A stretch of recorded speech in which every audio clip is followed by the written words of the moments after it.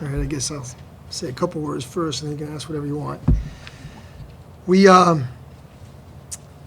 they came out and punched us in the mouth, and we couldn't stop them. Continued for the whole half.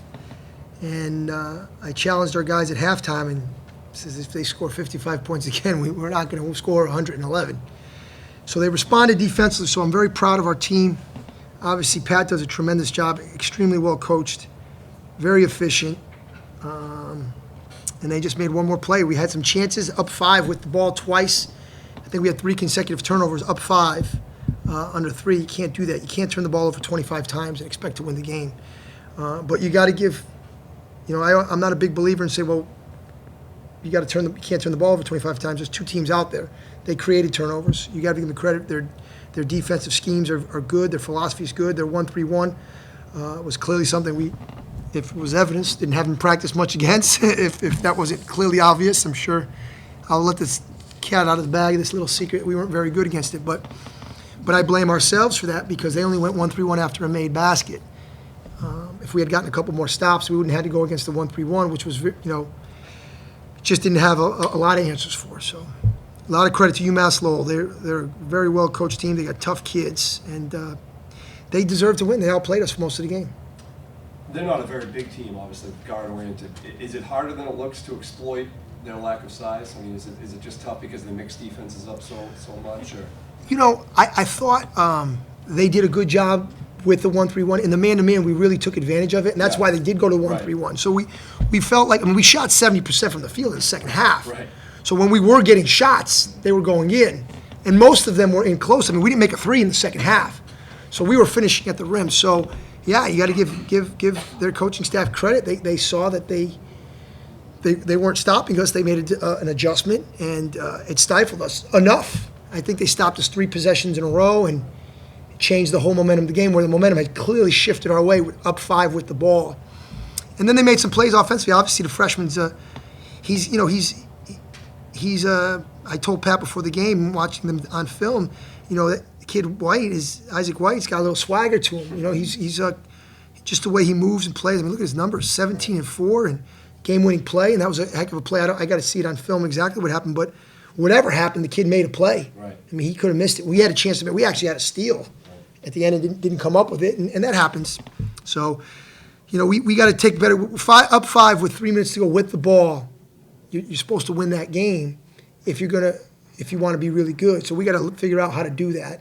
But credit goes to them for not panicking and gutting it out. So I'm a big believer when you lose a game, you give the other team more credit than just say, well, we could have done this. Well, we didn't do this. And maybe they had a reason for that. What are your early impressions on the 30-second shot clock? Just, so far, have you noticed much of a change? We play really fast. We're a high-possession team. We practice with a 25-second shot clock for the last 2 years, so for us, it has not been an issue at all. I know that UMass Lowell last year was more of a ball control team. They're obviously trying to play a little faster, so maybe affecting possessions a little bit, but I don't think it's a big deal. You just got to work on some end-of-shot clock situations a little more. Right. I think it makes it a better game, more entertaining, so I'm all for it. Any particular reason why the rookie didn't play at all in the second half, and using his size, and he might be the biggest person I've seen in this building?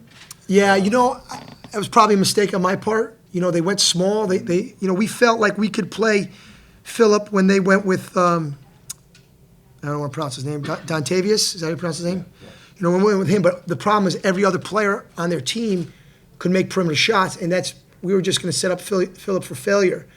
But that I should have played him in retrospect, because we changed our defensive philosophy a little bit and live with the results. Because they were 7 for 20 from 3. They were 1 for 7 from 3 in the second half. But they would have had some wide open looks had we gone with them. And I felt like defense was we just couldn't keep letting him score that way. But he takes up so much space on the floor, and that wingspan that he has, it's certainly in retrospect. He had 4 and 3 in 10 minutes. If he played 20, he has 8 and 6. That's a pretty good game. I thought we were getting pretty good production out of his name is Iwa Mofi, but we call him Mofi. And Jordan was our guy, was scoring at will. So I think it was more that I was happy with what those guys were doing on both ends. But turnovers, can't turn it over 25 times and expect to beat a good team. And I think they're going to be pretty good. I think when they get into league play, they're going to be a factor in their league. Now, I know there's some, on the upper half of that league, there's a couple real good ones, Stony Brook being one of them, but I think, man, they could compete with I was anybody. gonna ask you think they kind of look like they belong in Division I at this point? You Oh, there's no agree? question, Yeah. there's no question. I mean, Stony Brook is Right. a tremendous team. Their talent level is probably a cut above the rest of the league, but minus Stony Brook, I don't see them not competing with everybody, just because they're so well coached, they play so hard.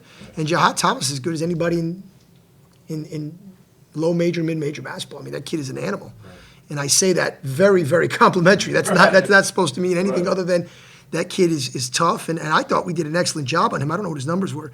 He had 20 and 9, 8 for 12, and I thought we did a good job on him. How crazy is that? So what does that tell you about how good he is? So, yeah, give them all the credit.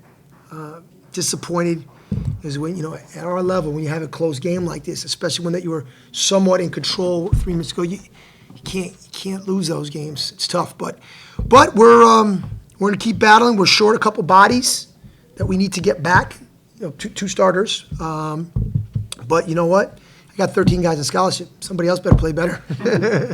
So, any other questions, gentlemen?